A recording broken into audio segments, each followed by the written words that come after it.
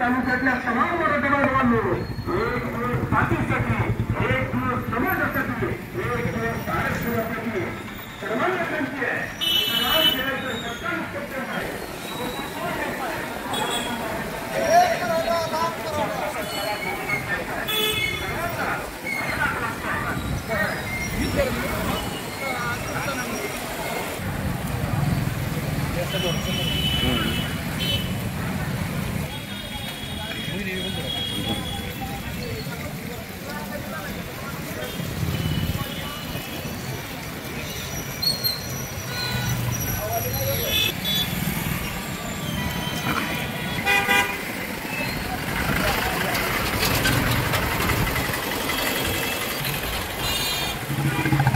आरक्षण केंद्र सरकारमध्ये चालत नाही, लक्षात घ्या.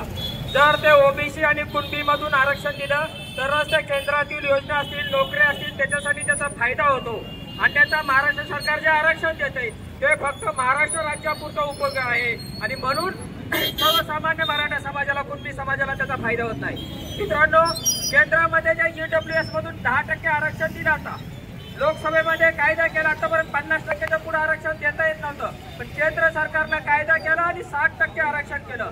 मित्रांनो, मी ठामपणे सांगतो, त्या आरक्षणासाठी कुणीही आंदोलन केली नाहीत, त्या आरक्षणासाठी कुणी उपोषण केलं नाही, धरणं धरलं नाही, पण यांच्या मनात आलं म्हणून यांनी 10% आरक्षण दिलं.